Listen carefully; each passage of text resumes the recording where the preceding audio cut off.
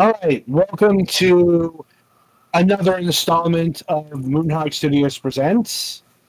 Since you're hearing my voice, that is your first indication that something's different this week. And okay, so the long and short of things is Mac has hit another one of his semi-frequent bouts of near eviction.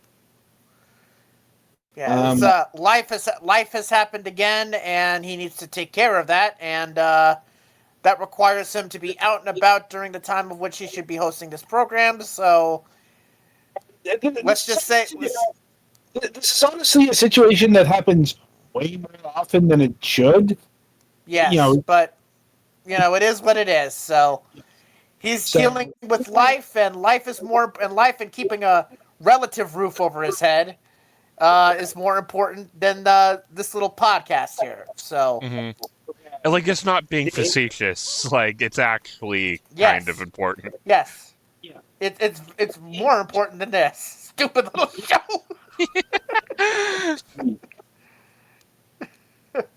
so But yes, with that in mind, I'm your fill-in host, Adam. Joining me, um, the usual crowd of suspects.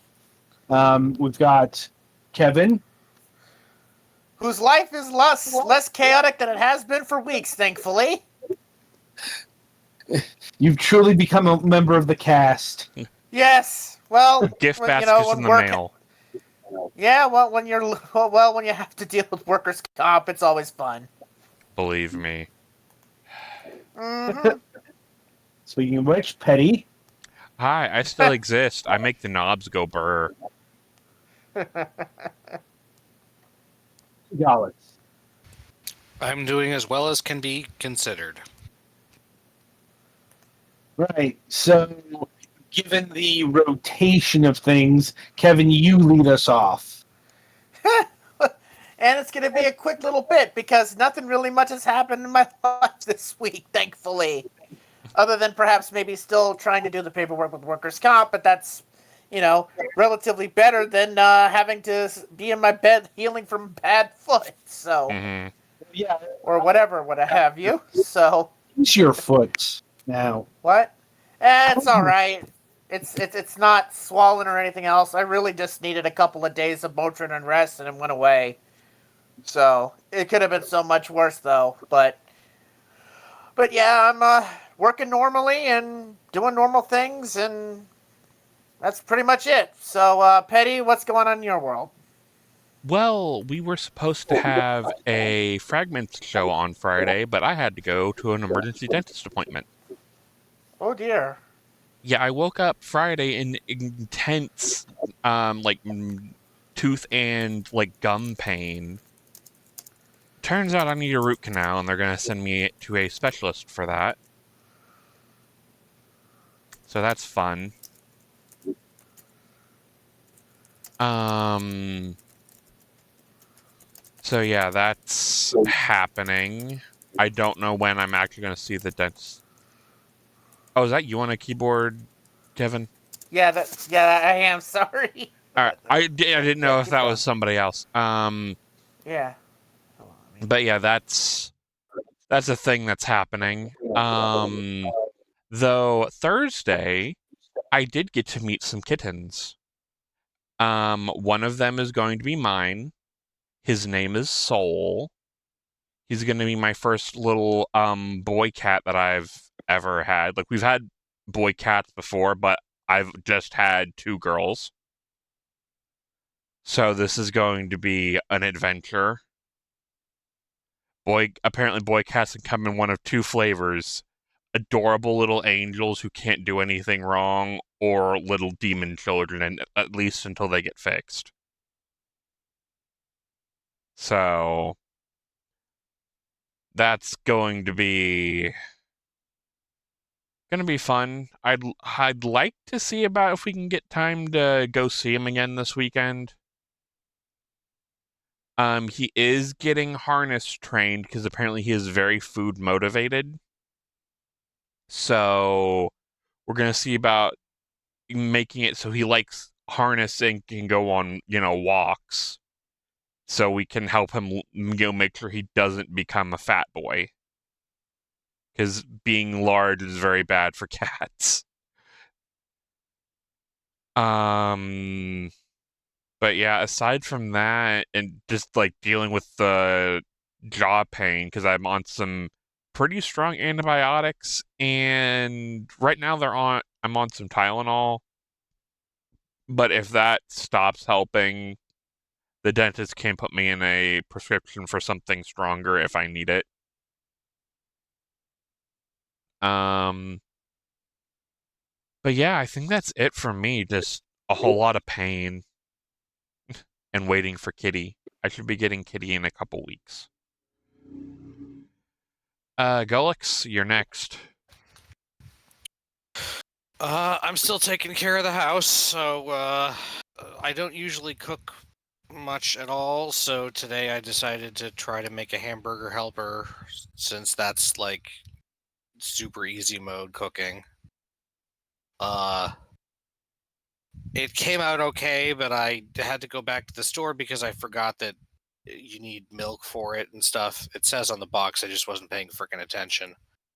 And it probably would have been better if I'd done some of the other things they suggest you can do to add to it, but it came out edible, so I'm not complaining. And it was a part of the reason why I wanted to do it is because I have seen a lot of things on various cooking YouTube things of like meals that you mostly prepare in a skillet, and it seemed like those would be easier to do the cleanup for, and that was pretty worn out, so I'm glad about that. I'm taking some time off again for the end of the week. I might head to the library tomorrow because it's been a while since I've been to the local library, and libraries are important.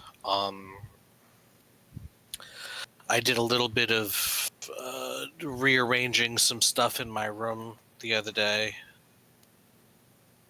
Specifically, taking some of the RPG books that I've did Kickstarters for and putting them in a container so I can put them in the basement, because unfortunately the group that I play RPGs with in real life is not super exploratory.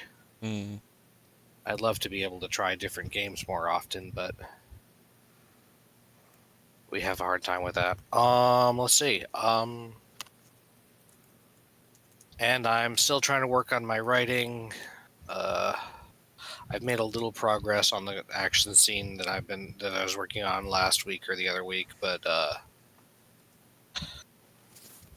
it's slow because there's a lot to keep track of.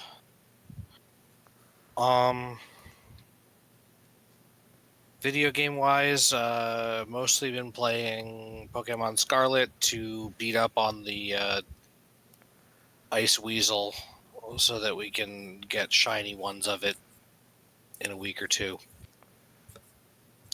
And did a little bit of playing Pokemon Friends, but it's not bad for a little bit of puzzle solving time, but it's pretty simple. So yeah. So that's about what I've got. Well, that means it's my go. Well, honestly, it's been a pretty quiet week. Mainly due to the children not being here. As previously mentioned, they are gearing up for school, so I don't have to babysit them. At least not on weekdays. Weekends, maybe a different story, depends on, how busy my brother is. He doesn't really do his primary job during the weekends, but he does do the secondary job.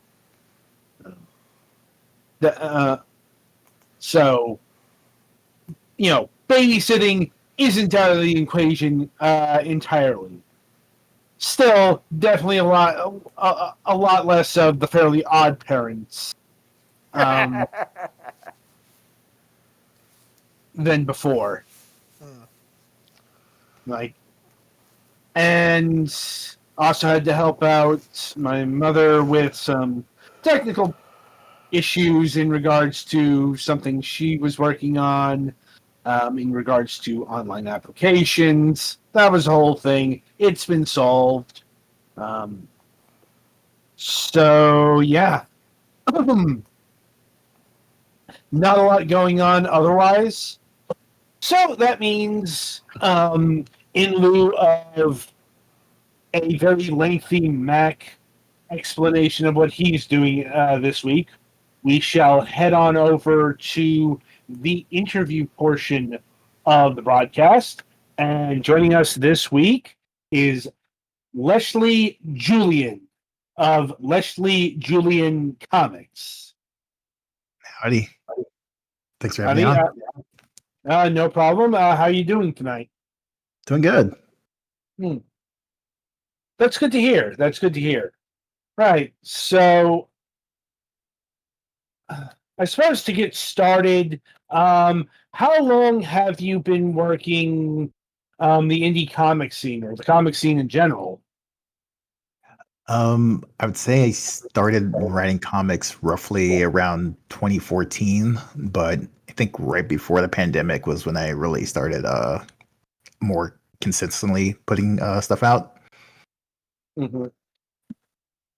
That's definitely a familiar refrain, not just in terms of comics, really all sorts of hobbies slash Mhm. turn career kind of deals. You know, basically, yeah, being locked indoors with not much to do, um, made people really make a go for things. Yeah, got that right. Indeed. So, in terms of comics created, what have you done? So I have technically three miniseries that are in flux. I've got Savage Wizard, which was like my first full-length series.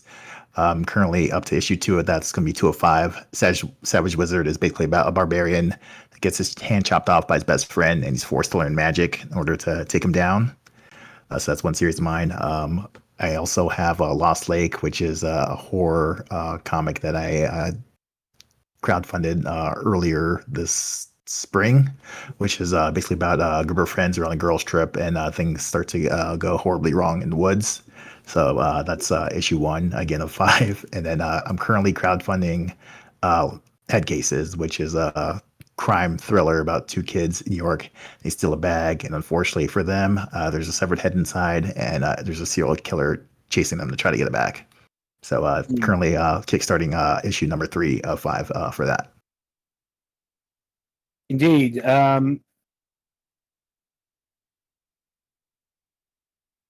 And did you have any previous comic experience prior to going indie, so to speak? Like, did you work at DC, Marvel, Image, etc., No, etc., no. etc.? I'm definitely just a guy that makes comics. Yeah, pretty much kind of going to my origin story. Like I said, I kind of started writing comics around 2014. My girlfriend at the time, now wife, I was basically like reading a ton of comics, like event comics, I think like Civil War, and just like I'm just always been a big Ninja Turtles nerd, whatever. I think the IDW series might have been around at that time, but basically I was reading a crap ton of comics, and she was like, "Why don't you make your own?" I was like, "But I don't know how."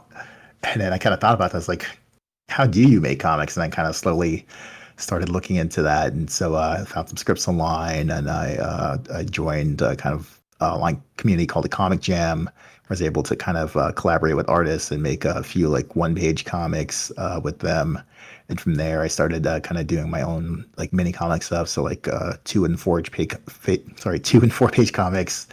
And from there, I think I did something a little bit longer. I think the longest thing before Savage Wizard was a book I have called Ghost Gauntlet. It's about 16 pages. It's about a girl that dies and has to punch her way to heaven. So, like I said, I was just like slowly working on stuff from 2014 to about 2019, when I think so, right before the pandemic was when I was really like, okay, like let me try to do some more stuff. And then things started kind of crashing down with the pandemic, but I still was kind of slowly working on all these irons I have in the fire. Mm. And so, from the sound of things, you're a self-taught artist. Sorry, so I'm a writer only. Yeah, no, not an artist by any stretch of the imagination. Gotcha. Writing then is we- art. That's true. It's a different kind of art. It's less of a Right. visual art, but yes, it is an art. Right. But in terms of like comic books, when you say a comic book artist, generally people are going to go, you draw the pictures and stuff. Yeah, so I'm collaborating with a lot of awesome artists who, aren't me, but yes, I've been lucky to work with some really cool people. Mm. Now, is it a consistent team, or do you work with different people on Savage Wizard versus head cases and so forth? Exactly. Yeah. So with each book, I kind of find someone that fits the vibe of the series and kind of what I'm going for. So Savage Wizards has like a little bit more of a manga or like a manga hybrid feel, and head cases is like more actiony. So I kind of leaning more towards like a traditional American comic style. So I kind of bounce around depending on what I'm looking for on a project. Okay. And where do you look to find collaborators? So I've kind of gone all over. I've found folks on Reddit, Instagram, Twitter. I'm never going to call it X. Twitter. I found folks on like a Facebook comic group. So there's definitely, you throw a stone and you can definitely find a talented artist somewhere online for sure. Well, that's good. Yeah. And what's the process like? In terms of writing, do you write everything yourself, or do you collaborate with your partners on that aspect as well as the art? So for the most part, I would say I've come to the artist with like fully fleshed ideas with script totally done. I definitely do like to collaborate, so I'm definitely always open and hoping to get some pushback and feedback from artists that I worked with. I would say Ghost Gauntlet's probably been like the most collaborative project I've done. A buddy of mine, Sam Owen. At the time, I was going to do a convention and I wanted to just pump something out really quick, something fun. And so I shot him the idea, like I said, with The Girl Dies and That's the Puncher Way to Heaven. And we kind of went back and forth on ideas in terms of like she's fighting a bunch of demons. So he kind of helped me with some of the direction there and came up with really cool character design. So in general, I'm always open to, artists' point of view and kind of molding the story based on the maybe things that they like or things that they think are interesting. But for the most part, for me personally, it's been I'm kind of steering the ship a bit more. Okay. That being said, have you done writing work for somebody else's project? I have been approached a few times. I have turned them down thus far, but I think that's a really valuable skill that the folks can harness. I haven't found the right projects that I've kind of felt passionate enough about to kind of take that on. But maybe one of these days I'll consider it. But yeah, as of now, I have only been working on my own stuff. I think that's a fair enough stance to take. If you're not invested in the material one way or another, it's going to be really hard to turn out a quality product. Exactly. Yeah, I try to approach that stuff with integrity. I want the same from any artist. Like hopefully the same for them. They would just pass if they're not really feeling my script. I'm not going to take it personal or anything. That makes sense. And now, in terms of your comic works, I suppose an overall question is: are these all standalone works, or do they all take place in the same universe? They're all standalone. Yeah, there's no universal connectivity.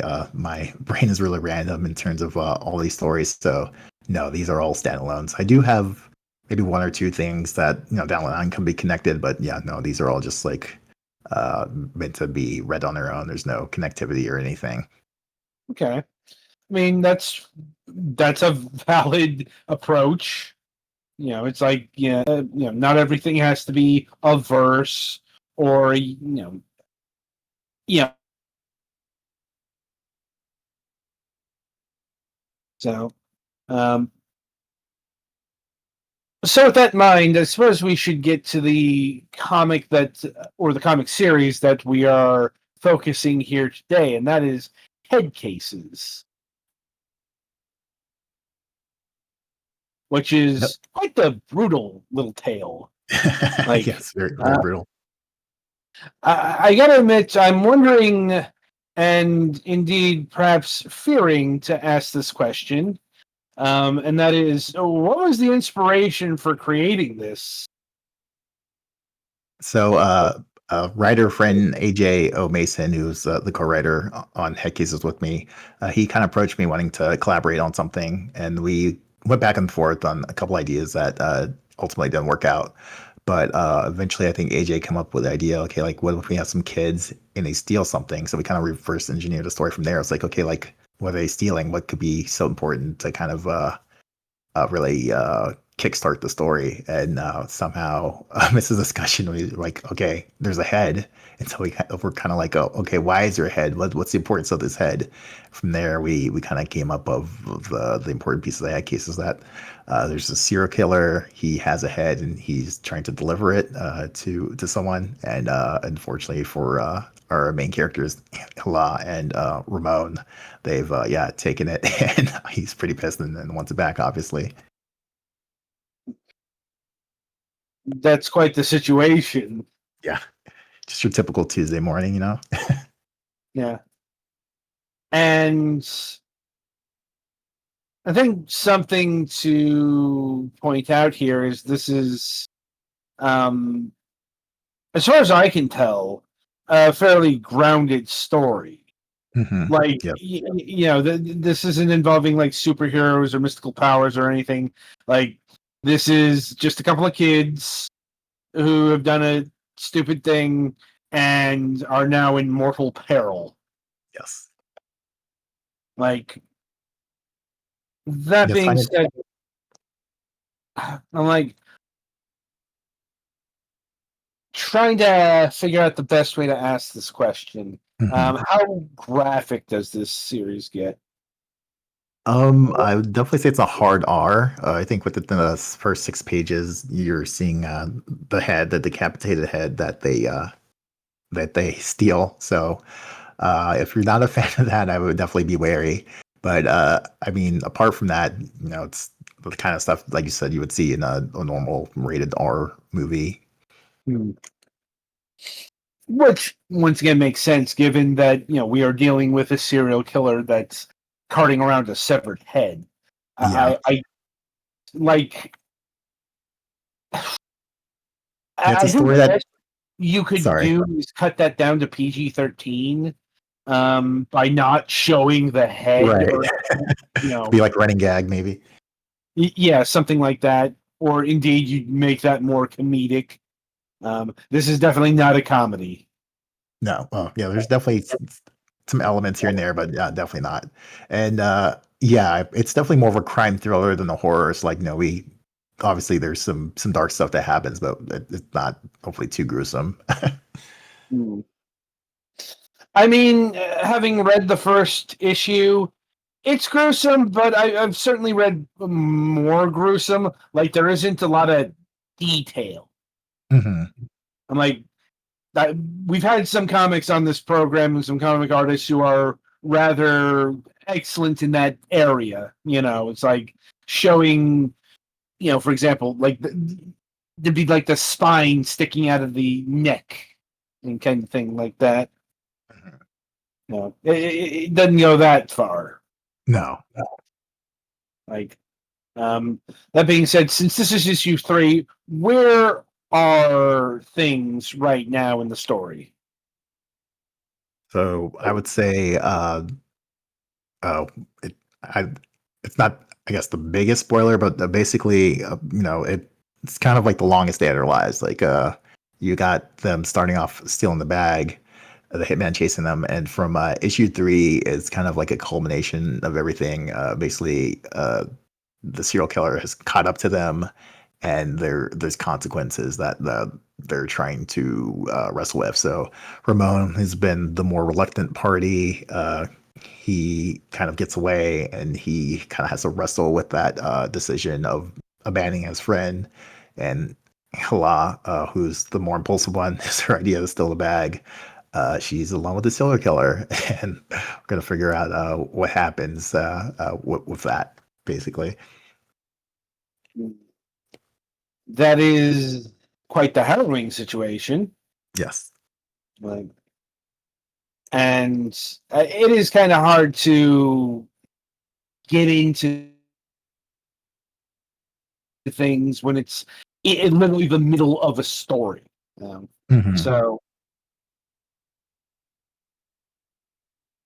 Yeah, probably we best to switch Sorry, go over ahead. to some of the more technical details, and Okay. by that I mean the Kickstarter itself. Mhm. So, what are you hoping to accomplish with this current Kickstarter?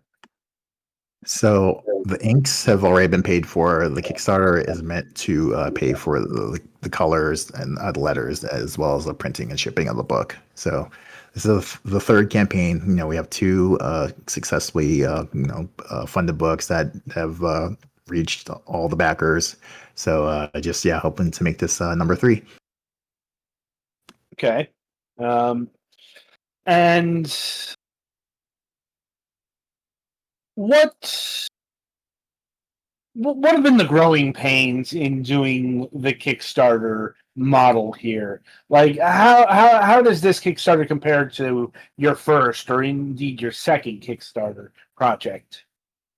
So actually, with our first one, we had used a totally different crowdfunding platform. It was a space called Crowdfunder, which was kind of like a little bit more boutique. So they definitely didn't have as big of a footprint as Kickstarter. So I think Is it that was even, Thunder with no E by any yeah, chance? with no E. Look, I You hate it when they familiar? do that. Yeah, that's yeah. So they were great to work with, but it was really tough to get the word out because we had to get people to sign up for them. Versus like Kickstarter. That's a very established brand, and by this point, if you're into indie comics or board games or that kind of thing, like you're already probably signed up with Kickstarter, or at least familiar with them. So this is definitely a smaller hurdle. This time around versus the first time we really were fighting to the wire to get the first book funded. So it's definitely been great to kind of grow the brand and kind of grow the recognition of the series with this third campaign now. Mm. And how does Kickstarter compare to Crowdfunder? Yeah, I mean, Crowdfunder again was great to work with, but Kickstarter is just the biggest name on the block. So it's like they've got their built-in algorithms and so much just built-in traffic that Crowdfunder doesn't have because it's a lot smaller platform. So that's the biggest thing for sure. Is just that like Kickstarter has better search tools and just better optimization to kind of drive more organic traffic to your campaign compared to a smaller platform like Crowdfunder. Mm. Good to know. Yeah. So, in terms of the more, let's say, utilitarian details, how Mhm. long is this campaign going on for, and how much are you looking for? So we're looking for $3,000, and the campaign ends. I have to remind myself when it ends. It ends September 6th, I believe. Okay, so it's early days from the Yeah, sound of so we things. still have a ton of time. Yeah, but we just launched last Wednesday, so today is actually our first full week. So Mm. yeah, very very early days. 25 days to go. And how have things been faring in this first week? We're doing solid. We're at 39% funded. So basically, the next, I think, like digital reward, like the next whatever $10 tier, will get us at 40% funded. And based on previous tracking, basically, getting to 20 to 30% funded within the first week gives you pretty much like an 80% chance of being funded. So I'm fairly confident. I'm not refreshing tabs as bad as I have in the past. So things are looking good right now. That's definitely a story that we've heard from other guests. Engaged in active Kickstarters. Oh yeah, it can be bad. Yes, especially the peak times are generally at the very beginning and the very end. Yeah. So yeah, right now it's like we kind of crept into the dead period, sadly. But yeah, the beginning is most stressful, and then like those last like 2 or 3 days are also like make you want to pull your hair, and just like you're constantly refreshing and retweeting and doing all the things to get as many eyes as possible for that final rush. Yep, sounds about right to me. And another important aspect that we should cover here are your backing tiers and stretch goals, if any. Like, so, what do you got in terms of payment tiers, rewards, and things of that nature? Yeah, I can just run through all the rewards. So the $5 tier, we call it the perfect attendance tier. It's a digital one, so you get a PDF of Head Cases 3 for $5.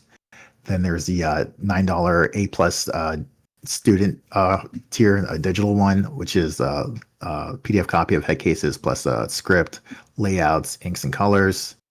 And then there's the $10 perfect attendance physical tier, which is just the physical copy of Head Cases number 3. There's also the A plus physical, so the same as the A plus digital, but the physical book, and then digital versions of the script, layout, inks, and colors. We also have the homework digital bundle, which is a digital bundle of Head Cases 1 through 3, and then the homework physical bundle, which is the physical copies of Head Cases 1 through 3. Then there's the extra credit digital bundle, which is PDF copies of Head Cases 1 through 3. Then you have my other work, Savage Wizard 1 and 2. I have my short story, Ghost Gauntlet, and then another short, Sick and Party Invasion, which is written by my co-writer, AJO Mason. And then the last tier is the after school tutors tier, which is the physical book plus an hour of script coaching. Okay. Seems pretty reasonable. Yeah, we try to streamline it and exactly, keep it fairly reasonably priced. Okay. And to the second part of the question, what are your stretch goals? So typically, just to lessen the headache, honestly, I haven't bothered much with stretch goals. I think the last one we did stickers, but apart from that, any I would say like bonus one, they would just go towards funding subsidizing like the next book, so it would make the Kickstarter a little bit cheaper for issue 4. That's a somewhat surprisingly restrained philosophy. Yeah, I know stretch goals are popular. Yeah, like I said, with all the stuff that I already deal with, it's more of a headache than a bonus. Yeah.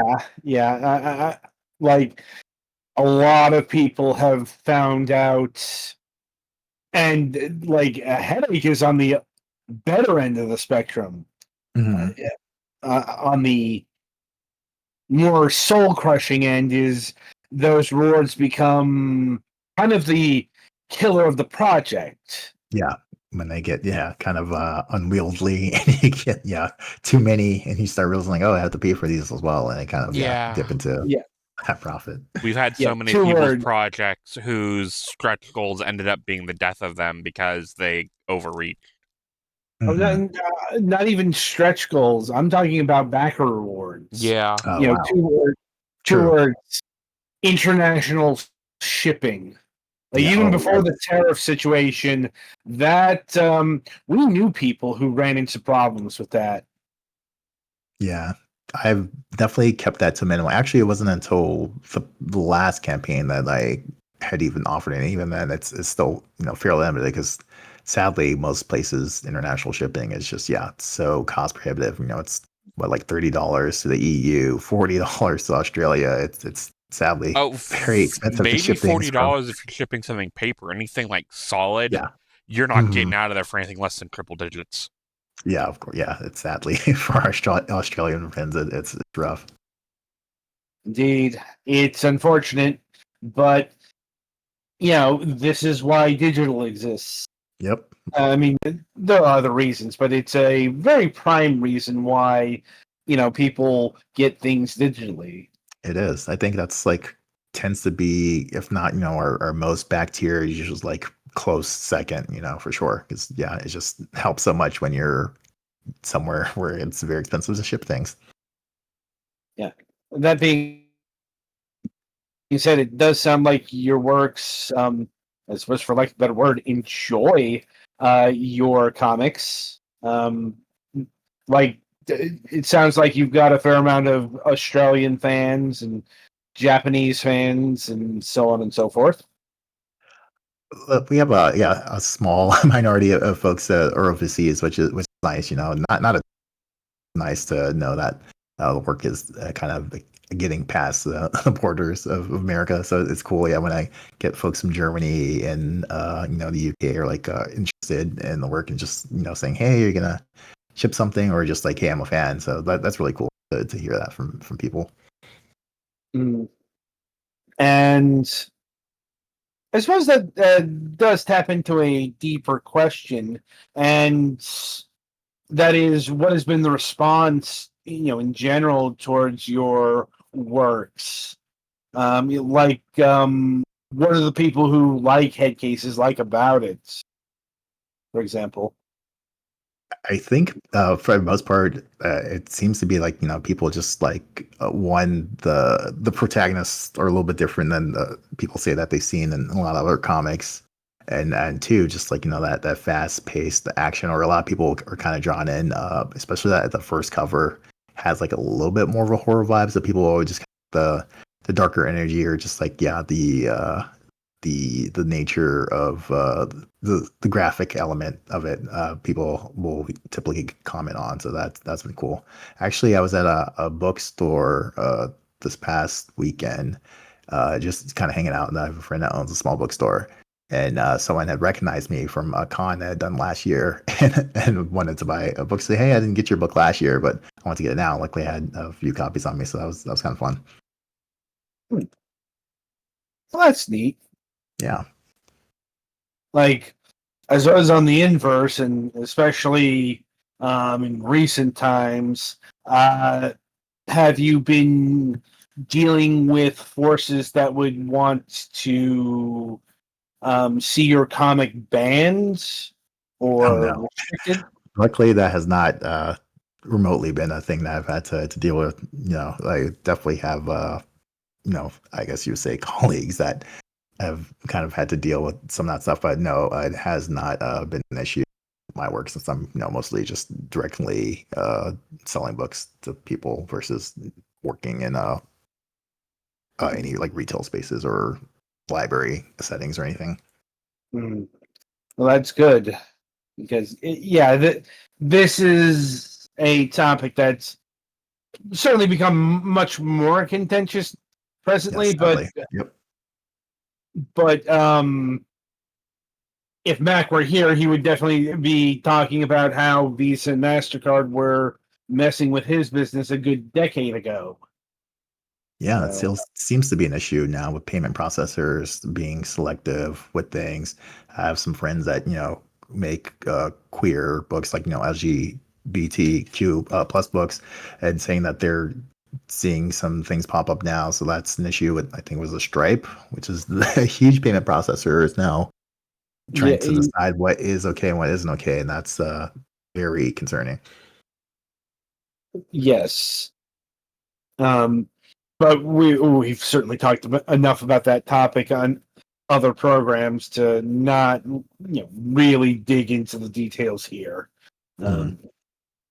But shifting things to now, you mentioned that you do print physical. Now, is that just for backers, or do you offer them, on a website or at a store of some kind? Any space. Yeah, so in addition to obviously the backer copies, I do print a small like overage. So I have a small like Ko-fi page. So if you I think go to my website, it'll kind of redirect you to a space, my store, my quote unquote store, where you can buy books that are in print. And obviously I'm at cons in Texas, so for any Texas folks, you can find me at cons from time to time to buy books. And I think one or two shops in Texas you can find my works. But yeah, apart from that, I have my store. So if you go to like lesswrite.com, and my store link will redirect you to where you can get books physically from me. Okay. Sounds good on that front. And I suppose my final question at this point is, and this is always hard to ask, but ask we must, and that is there a backup plan in case the Kickstarter fails? Yeah, I mean, should it fail, I think either it's like I hadn't think about it too hard, but I mean, there's two modes of operation. Either kind of do another one at a later date, possibly a lower number, or the second option would be for, I mean, like I have a co-writer, so we'd be able to split the funds, and maybe it would be less of a pill to eat. So definitely, the book is going to get made one way or the other. Okay. That is somewhat reassuring that the very existence of head cases isn't predicated entirely on this Kickstarter. No, That it can be a very volatile state of being. for sure. Yes. Right then, so I'm going to turn things over to my colleagues here and see if they have anything further for you. No, I don't have anything. I think you've asked all the questions I had. Yeah, I can't think of anything offhand. All right.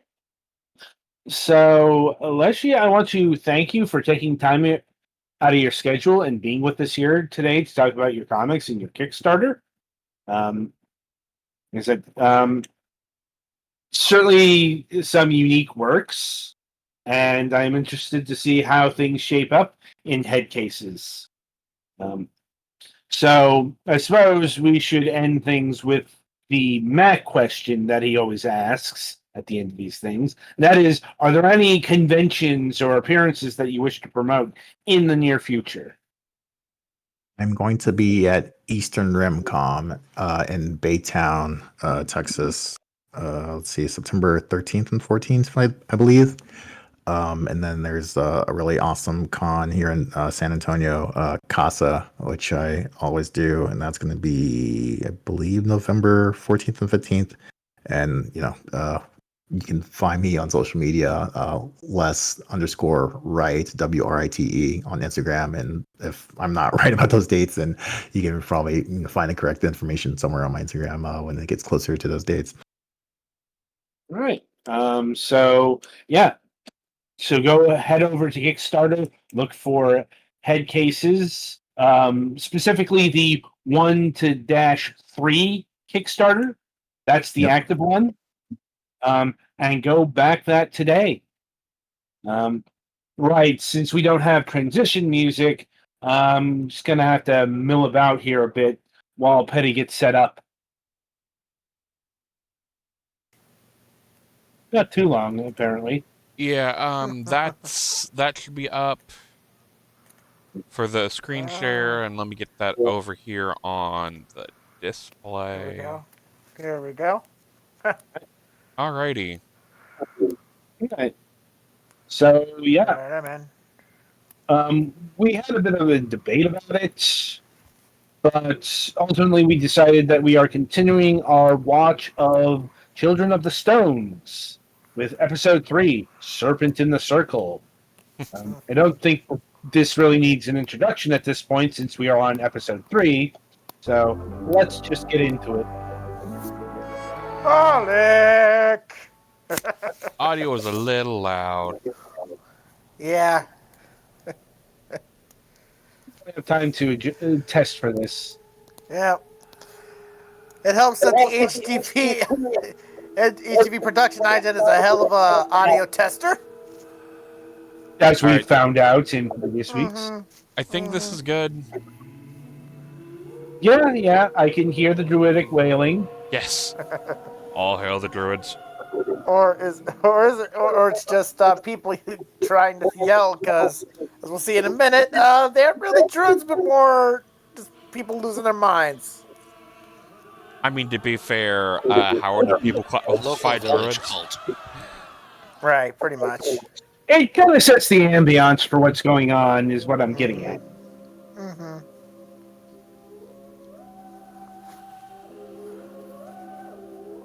Got the one lady there with the aria.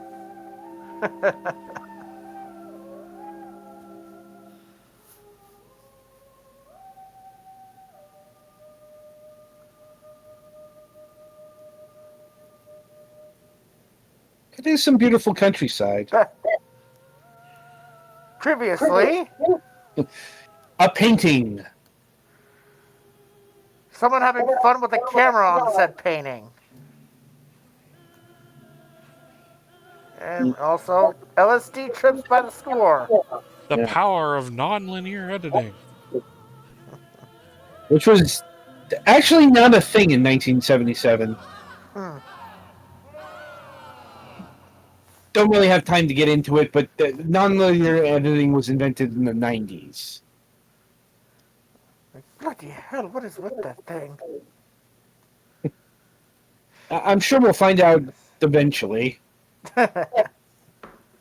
Oh, right, yeah. It's like, That is a very blue paint. oh boy. Yeah, it's the rock with the image from the last guy there. I'm like,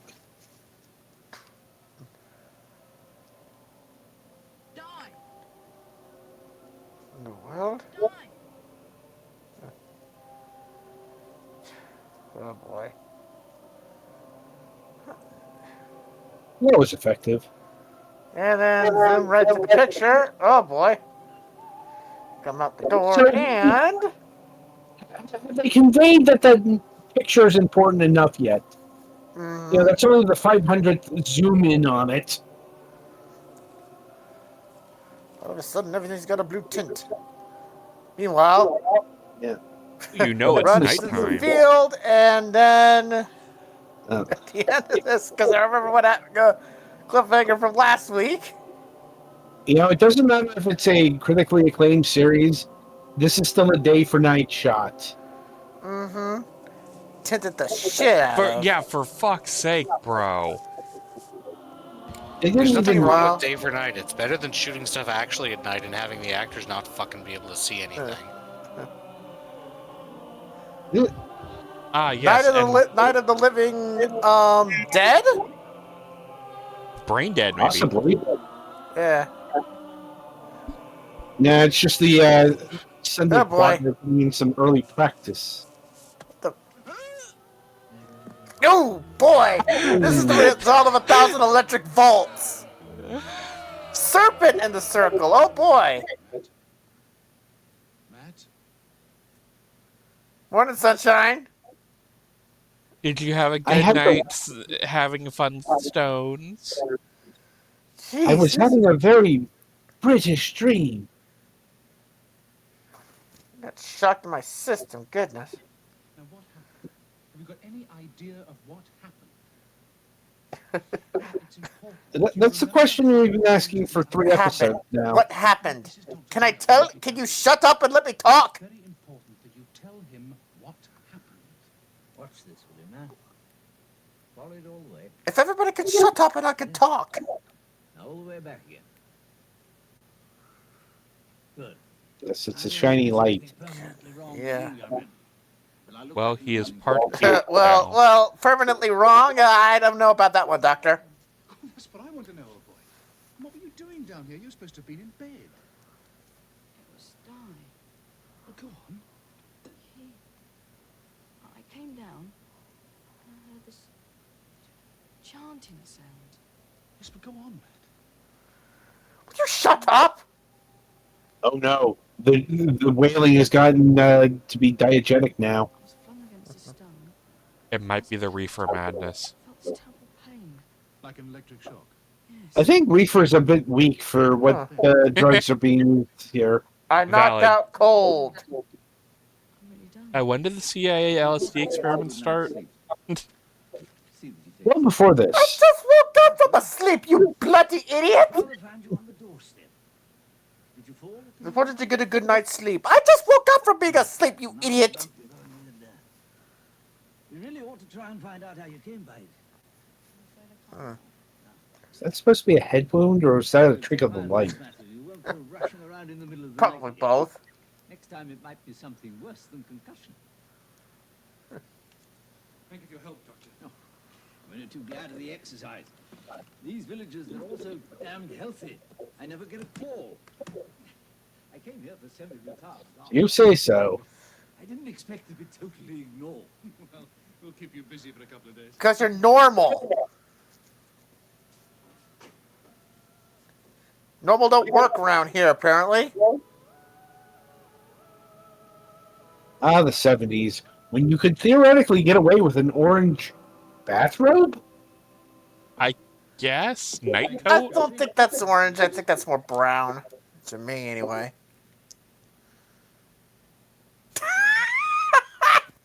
Boy, who is he?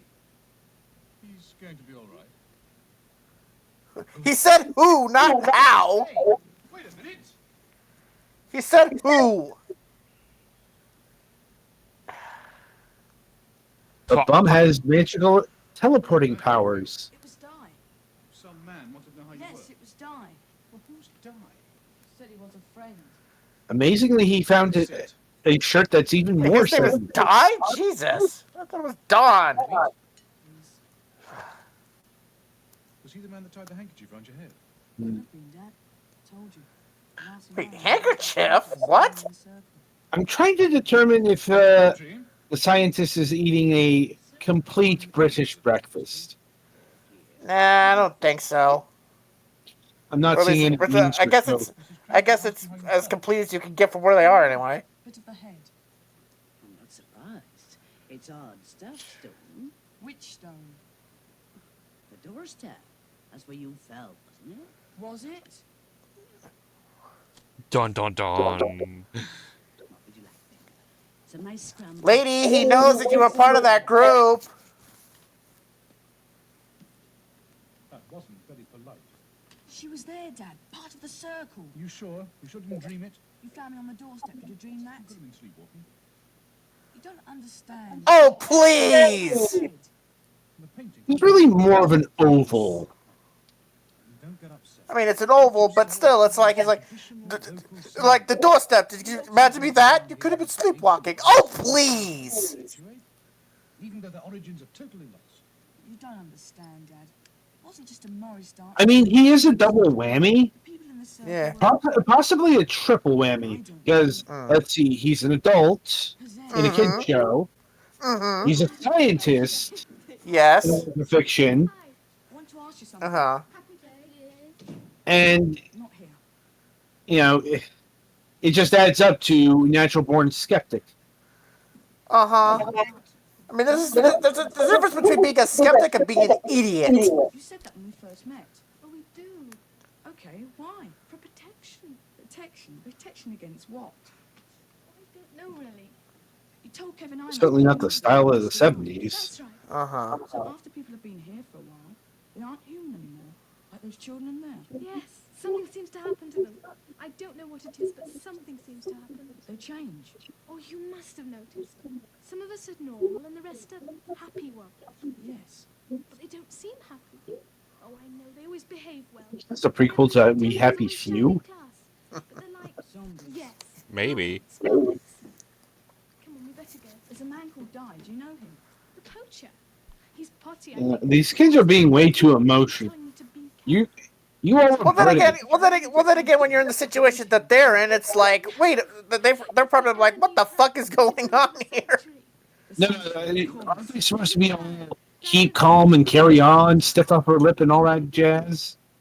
Yeah, well, I mean, sometimes that's the case, but eventually there comes a point with a situation such as this where you throw that right out the window.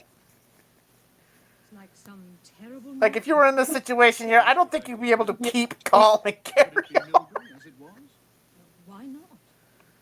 I mean, there's certainly an uncanny. Like, when you're in a situation that you can't explain, it's like... The hill? Yes. There are less stones in the picture, of course. The incomplete circle.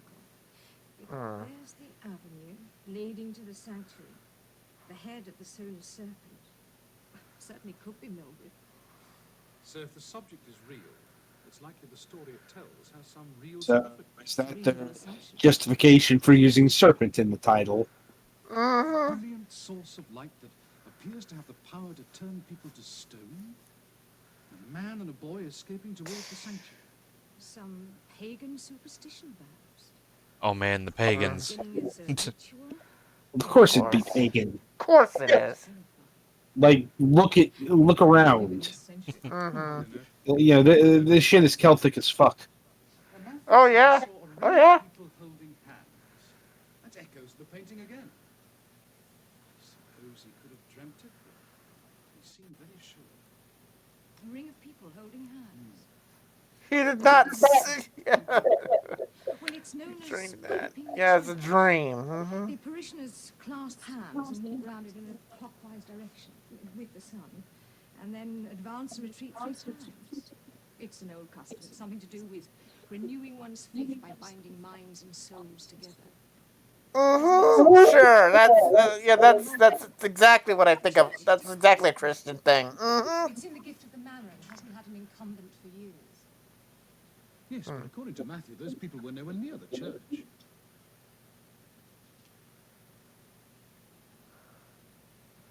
Now what?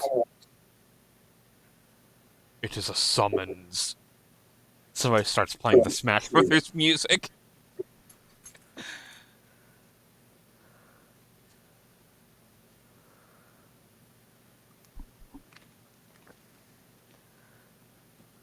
What's in the letter there? And to the school.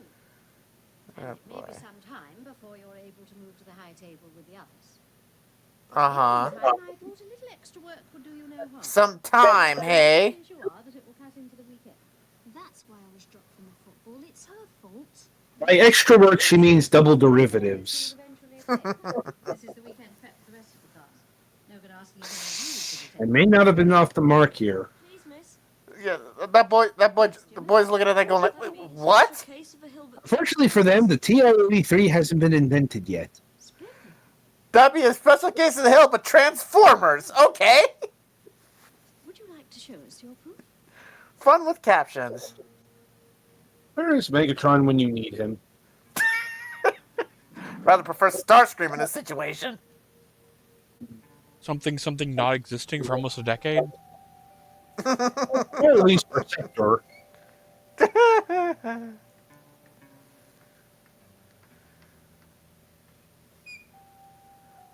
I was told there wouldn't be math. When you were languishing in the rooms I built to file you in, and when the wind set down in funnel form and pulled you in.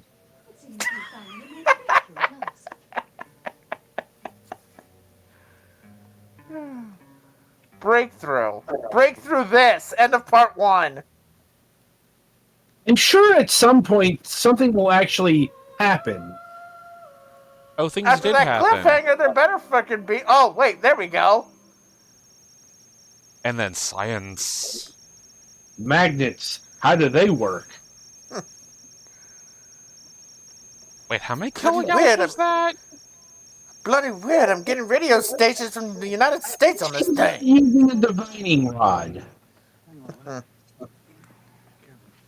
Which is an actual thing Kevin, that... huh? Wait, Kevin? Wait, what? What do I have to do with this? Why am I in it? It's not possible. Why am I in it? Teach me. Somebody I'm always dragged into these things. Oh no, now she's wanting to learn how magnets work. Run, run. Oh boy. Time the stratum was formed. And these, Mhm. No, these are in alignment with the Earth's present magnetic field, which means which means there's only one possible solution. Doctor, you don't have the figure to start talking about mineralogy. I'm just making up knowledge as I go along here.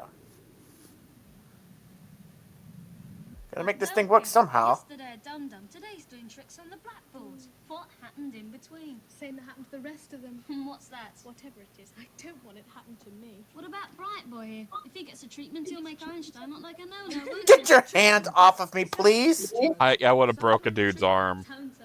Yeah, no, I would have oofed upside his head. Touchy with We'll just everyone. see. What do you mean? It's obvious. There's only us three left. It's just a question of who's next. Then we must stick together. Compare notes whenever we can. Then no one can take us by surprise. Right. I've seen this horror movie. Speaking of, who the hell are you? To get away from there. Danger, you see. Dangerous it was. So it was you. You are savior, I am. Save me from what? Past. They were going to eat you. Boil you. What? I passed. And you are What? future. I don't understand. I don't. No one understands, bro. You do understand. You understand something which is more than we do. I've got feelings that's quite different from understanding. Because you're kids. What do I feel?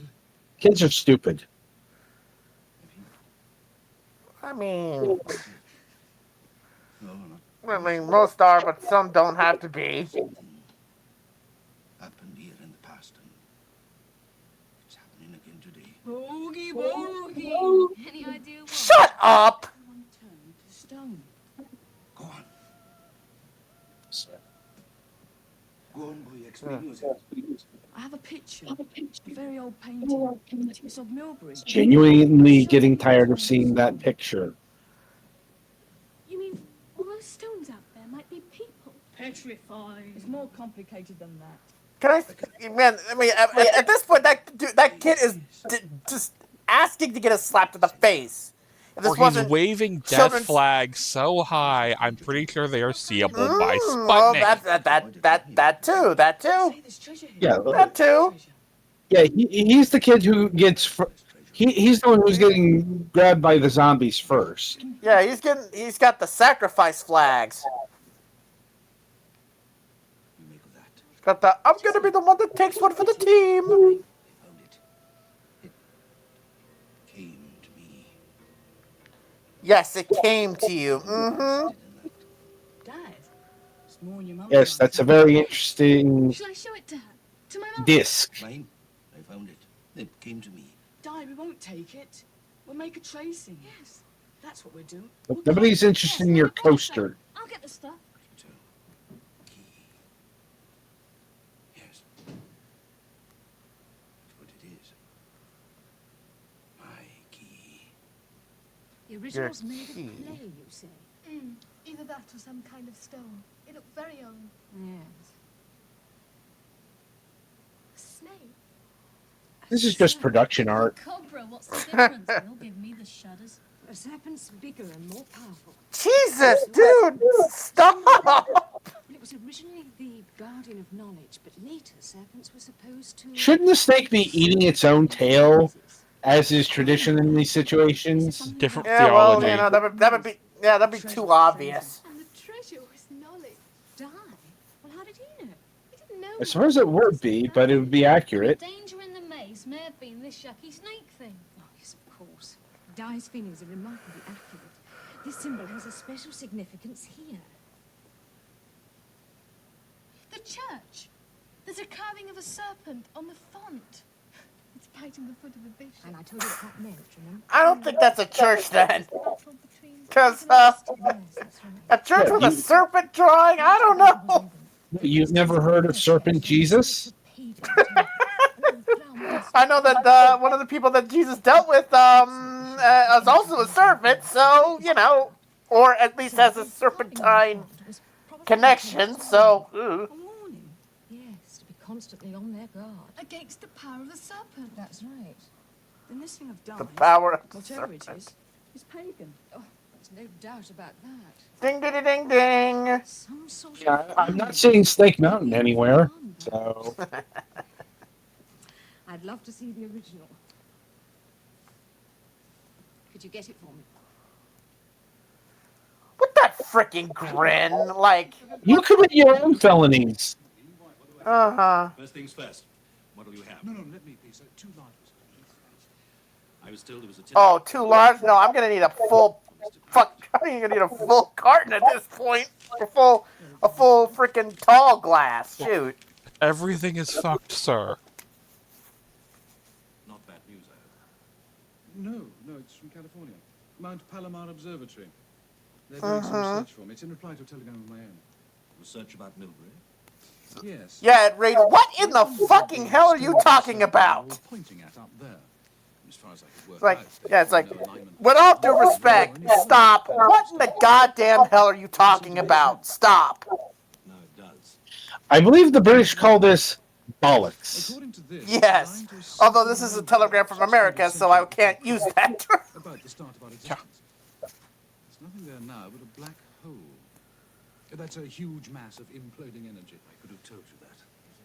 Oh, I know exactly what that is, you bloody idiot. What do you know about the supernova? It's unfair. I should have introduced myself. But was it a champagne supernova? Was it in the sky? In the sky. Supernova. You discovered the black hole. No oasis. Hendrick, the astronomer. Hendrix. Ex-astronomer. I resigned my chair in Cambridge 5 years ago. Yes, I always wondered why. Because of some papers, I suppose. Papers. They were given to me by a colleague. Uh-huh. Dog Latin. A style earlier than Bede's, about 6th century. A mishmash of fact and fiction about megalithic Britain. Legends and stories handed down through the centuries, which the author picked up. No one had ever paid much account for them. Like so much of that stuff in the Ashmolean. None of the stories were authenticated, but there was one event. Oh, hey, we have a surprise guest. Discovery of the black hole. Let me sit up and take notice. What was that? Someone. Oh god, the boss man were. lives. Run. Was reported by Stop dragging my car around. Stars. So that's why you settled in. I mean, have you made rent yet? The beginning of the black hole. I got some assistance, so I'm taking a break. Oh. Even though there's nothing there.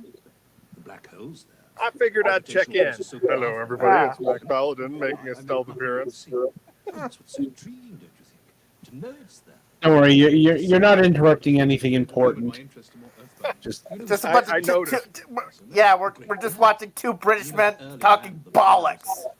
I see you managed to muddle through the interview without too much incident. Yeah. I mean, we usually do. I usually do. No, I know. That was called ironic humor. Kind of like this video we're watching. Like, I beg your pardon? Yes, that's exactly the slogan for this entire show. Okay, now we're in hell. Fuck? The monster effect. Okay, now we're in hell. It finally happened. God, the Morstay dancers. Ah, shit. I thought the whole set was going to be destroyed in a kaiju attack. Damn. Well, I figured I... What the fuck? St. Leonard's Day or something? Hey, don't, You know, if I was someone, I would have punched that guy right in the face and have it be a scene. don't be mocking cultural dance now, unless we be canceled. Yeah. Okay, I did figure out that at least part of my problem was that there's a separate stream attenuation thing for the frickin' Discord. Or for the frickin' video sharing than there is for calls. Wait, we got a guy here who didn't give a shit about this, and now he does. The hell? This episode was a concession. Oh, hey, look! Remember we had all those flags? They waving now. Obviously, this episode was a concession to their one German executive producer. Jesus. Yes. Well, Just enjoy a bunch of lovely rocks. join us next We'll week see. when we finally join us next week as we try to still try to find out what the fuck's Next week going we'll see on. if we actually build the Wicker Man. Because that's where things are headed at this point. Yes. Next I week hope is so. episode. Next week is episode 4 when we still try to find the plot. It's there. It's there. It's just, because this is a British production of minimal cost. They have to subsume things. Yeah, we still need to get we need still to buy the bees. Anyway. Well, since I'm here, I guess it's now time for entertainment news. Yeah.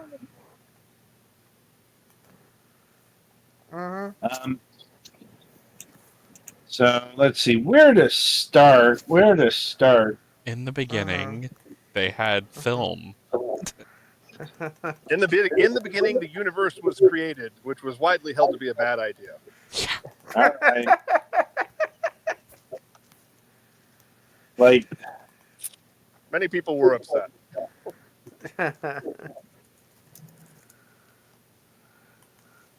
Let's see. Trying to. No, I think we covered that. We covered that last week. Oh, right. I suppose we should. I don't think we've actually talked about this yet, but K-pop Demon Hunters. Like, yep. Yep. It's probably the most popular thing that Netflix has ever put out at this point. And note that this is a thing that Sony made and started doing, and then decided they didn't feel like doing, so they let Netflix pay for the last part of it. it's more than that.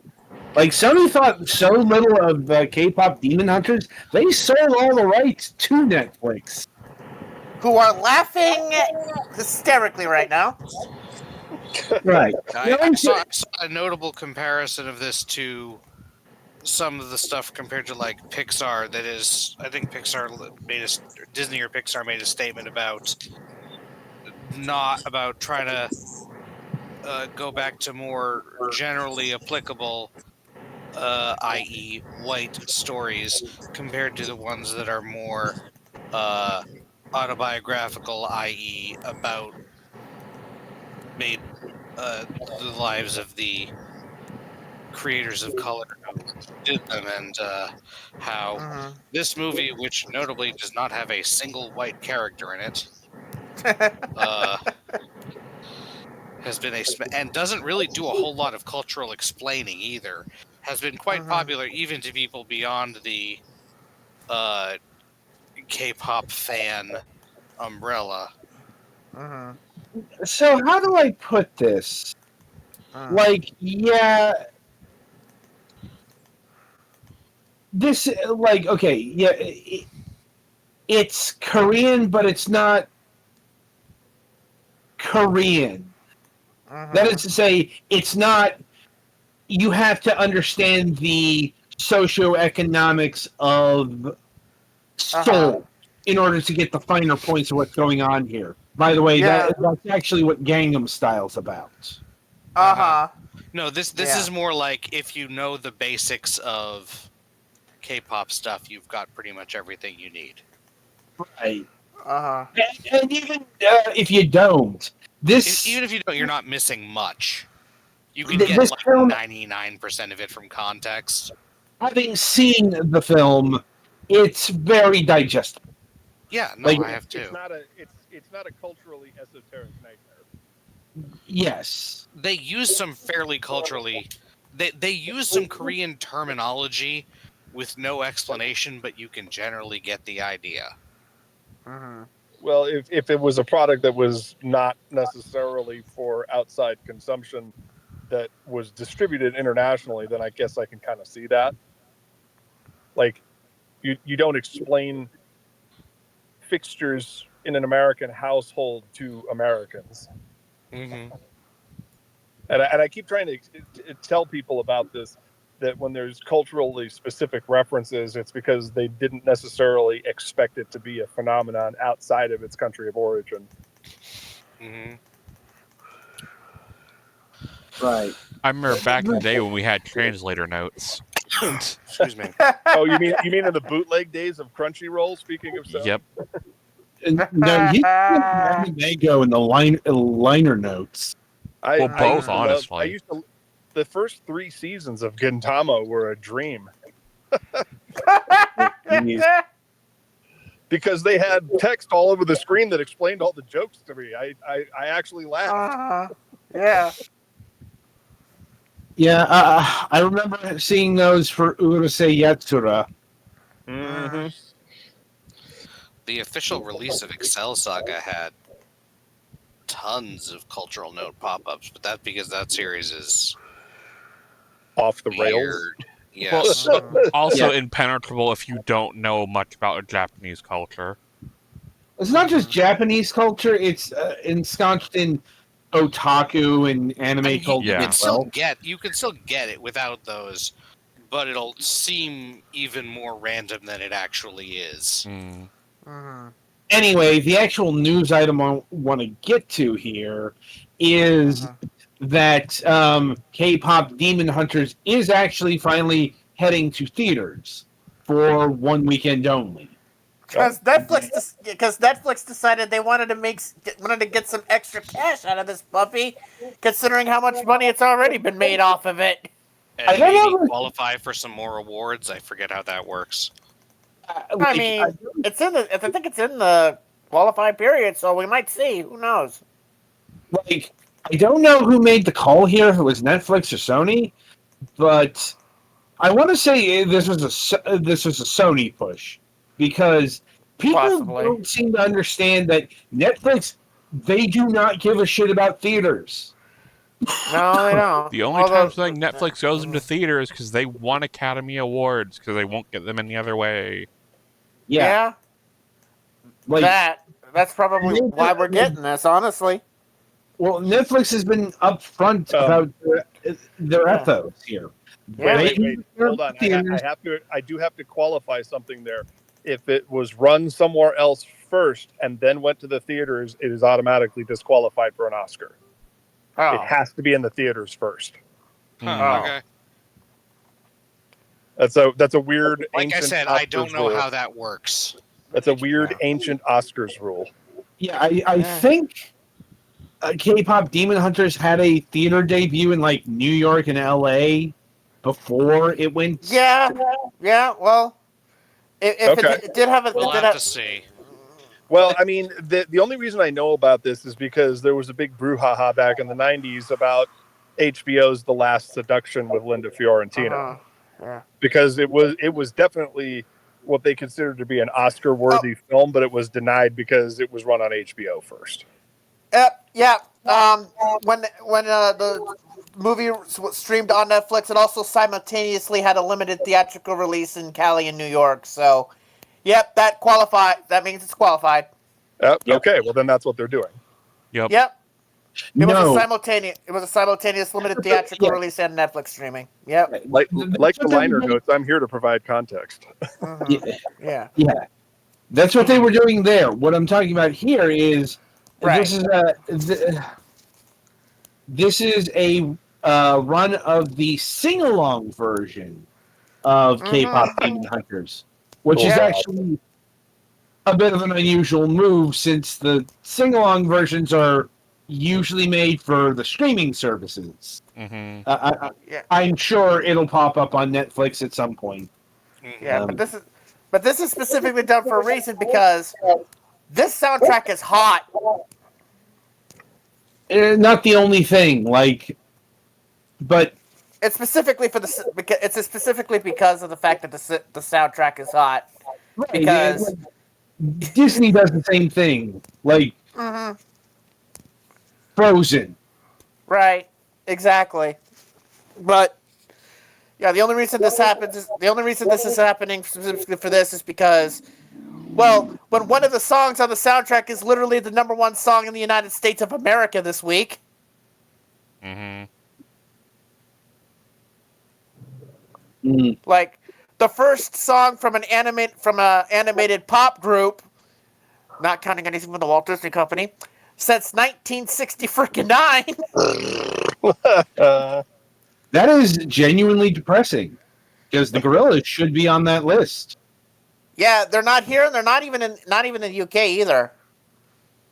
So, believe it or not, but then again, Gorillaz has been relatively been more of an alternative group if you think about it. Like, the man behind that group is literally the man behind Blur, so, which was AKA the anti-Oasis.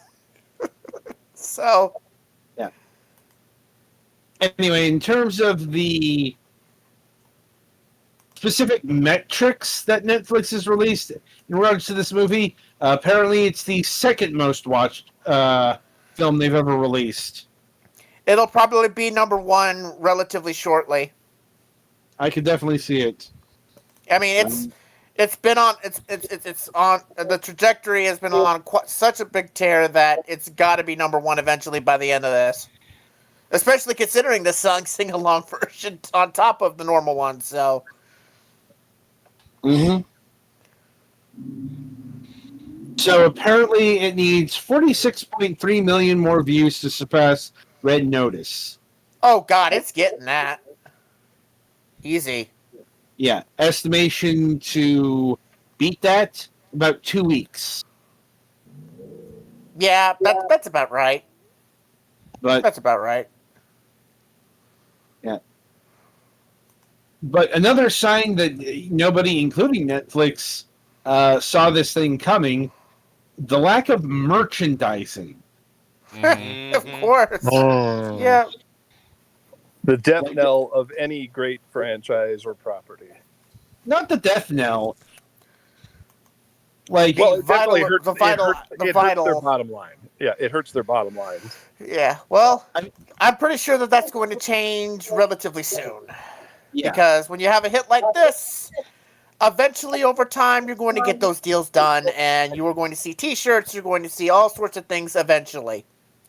I have, in fact, already heard, and also they have, I forget how confirmed it is, but they're working on a sequel and then a sequel to the sequel. Which is probably good, because the series did actually leave enough stuff for them to, elaborate on / loose ends to tie up. You can't die, Jack, not until the grosses go down. Yeah, they're gonna. Yeah, they're probably gonna. They're gonna make this a full-blown franchise. Multiple sequels, a series, short films, stage musicals. They're gonna freaking go all out with this now. Because when you got a hit like this, you ain't leaving nothing on the table. Even though you did at the start, it's like now that it's hot shit, it's like, oh, they're gonna milk this to the ground. Now, apparently, the part that is in dispute is it was initially reported that they were also going to do a live-action remake of the first movie, but apparently they're not doing that. At least not now. Not now, yeah. I don't think they want to rock the boat too much yet, although you never know what they might do. Well, like down the line, I could see it happening because probably people keep going to these things. Like just how much money fucking Lilo and Stitch cleared, and How to Train Your Dragon, even Snow White, which people claim bombed. No, it didn't. Hence, international markets. Yep. They really buried Snow White here. Yeah, I mean, it might not be big here in this country, but if it's big enough here, along with international stuff, it still gets it over the top. Yep, which is what happened. So, to paraphrase Jay Sherman, if you stop going to these movies, they'll stop making them. But the problem is that these brand names the brand names bring the people in. I suppose so, but That's the problem. It's like, yeah, you may hate the concept of these, but you like the original film so much that you want to take your kids to this remake here because you remember the original. This is such a meta conversation, considering the fact that I dropped that Last Action Hero reference, and you just literally explained the real world version of that. Your main character can't die until the grosses go down. Right. But yeah, look, I put the blame on the audience at this point. The movie going public keeps going to these things. Yeah, they're gonna keep making them. Yeah, they keep making them because the money keeps coming into them every single damn time. It's like, you may hate these movies, but you're sure as hell bringing your kids to them. Yep. Like, yeah, you can say that you hate these films, but as long as you put that money up and bring your kids to them because your kids bug you, it don't matter. Anyway, not much news this week. If I'm being honest. Thankfully, we're over the halfway point for Star Trek: Strange New World season 3. Episode 6 drops tonight. So, I guess another sci-fi news: Alien Earth just dropped. I mean, hopefully, Yeah. I mean, apparently the reviews have been okay, so I guess that's a positive. I've seen the first episode. A lot more focus on the synths than I was expecting. Huh. Anyway, we should probably wrap up for the week. Yeah, All right. it's a good place to stop here. Well, since I'm here, I can do my thing now. Let's see. Okay. Private business. I was going to exit out of the chat here and go to the pins, and I totally failed on that one. Blap, blap. Click visit site.